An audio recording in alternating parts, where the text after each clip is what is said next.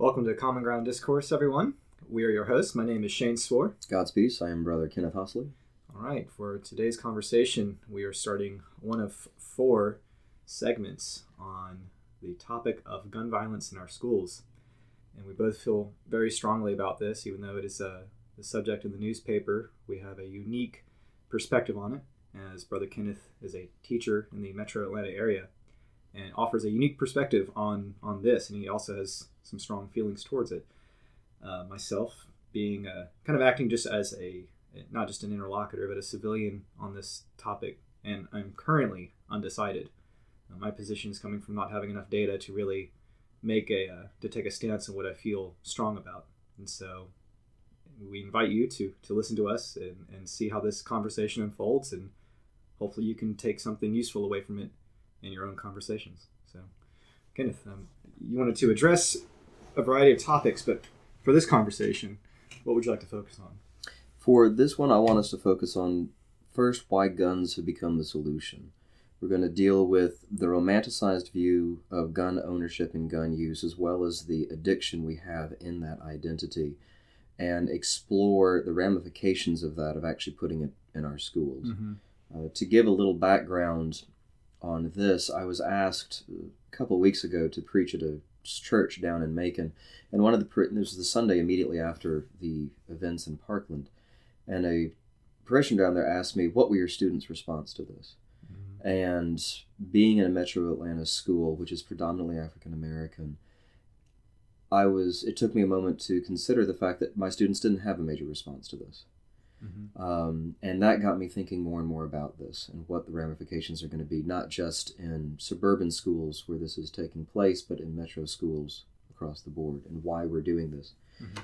So when we look at the first solution, seems to have been, and we've just saw just this past week, Florida has passed a law that will enact 10 marshals or trained teachers with guns in schools, in addition to a resource officer. They're putting millions of dollars into this. You will have 10 teachers that will have a gun on campus with them. They'll have the training once a year that goes into it and receive a one-time $500 bonus. And I have to begin considering the problems with this, because first I see, from my own perspective of philosophy, we admit there's a problem with guns on campus. I don't think anyone has said otherwise, mm-hmm. that there's a problem having guns used on campus.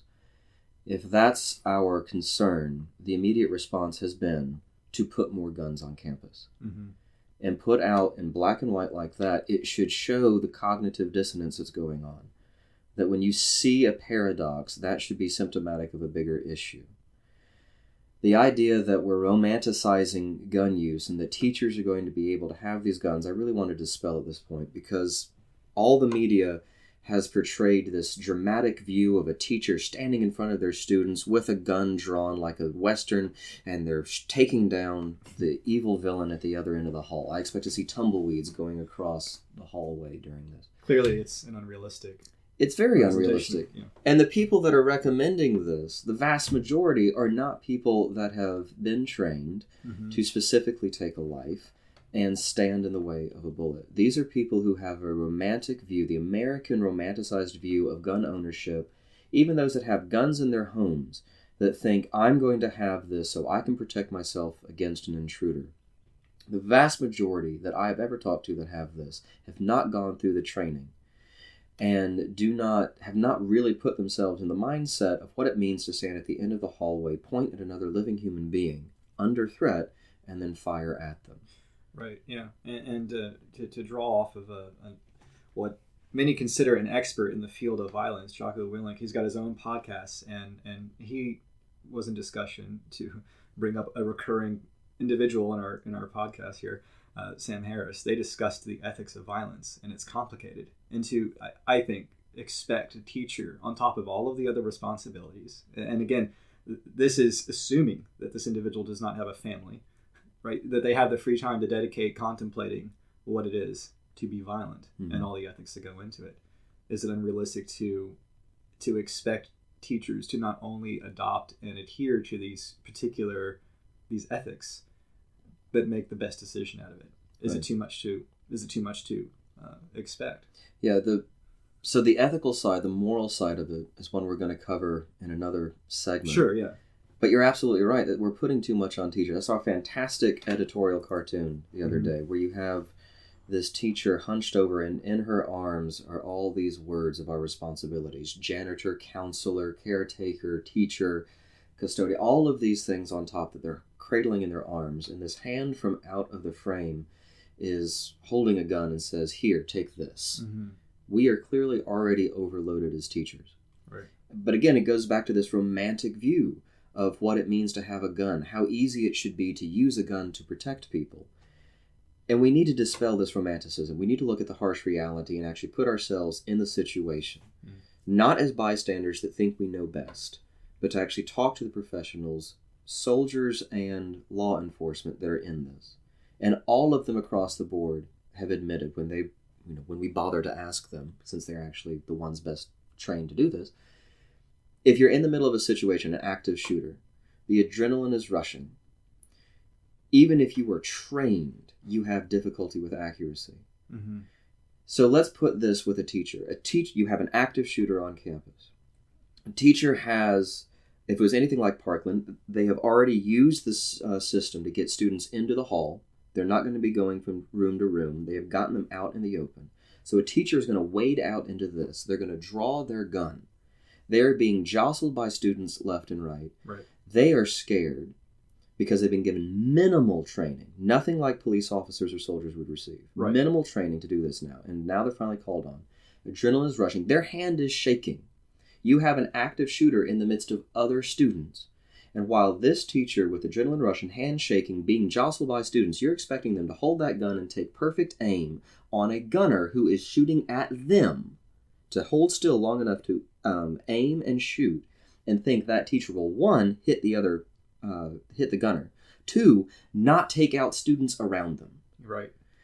This idea that you can have Quick Draw McGraw as your teacher show up and then, bam, take out the gunner and everybody celebrates because the bad guy's down is absurd. Physically cannot happen. It seems that the risks associated with putting or using more guns as a solution, not only is it's not addressing the problem, it's creating more. We just put ourselves in a scenario where, let's say, there's a 100% success rate with how we can envision this, and as fantastic as it is, what happens after that? You can imagine just the social impact of the individual. Yeah, we've got the impact on the students that deal with this. We have the impact on the teacher, on the moral injury there. And then we just have to talk about what the real problem is that we're not addressing. And these three topics, student response, moral injury, and then real solutions, are what we can cover or will cover in our next three segments. So to recap on this one, and then Shane, I'd like your final thoughts just on this. The way I see it, we have an addiction to guns. Within a certain population of the United States, we have been trained from our romanticized views of the American Revolution, where every citizen can stand up with a gun and use that gun in our Second Amendment right to overthrow a power. We now have that right to a gun to defend ourselves against individuals that are harming us and hurting our children. This very grandized view, we have made guns into a symbol. And it's not the gun that we are using, it's the symbol that we're clinging to. And a symbol is when you take an object and you appeal or you paste more meaning onto it than was originally there. Right, because now you're tying in the sensitivity to our rights and the foundations of what America is. But I think that kind of blurs the lines. And so kind of my final thoughts here come from the impact of what it is. We're already having a hard time. Just to draw another example, and this may be a little off topic, but I think it wraps in. We already have problems with people who protect our country against those who really do threaten our freedom, for example. And they're having nightmares about taking the lives of truly bad people. What is it to make an executive decision to take the life of somebody that could just have a mental illness? And we'll cover that later. What nightmares follow the teacher?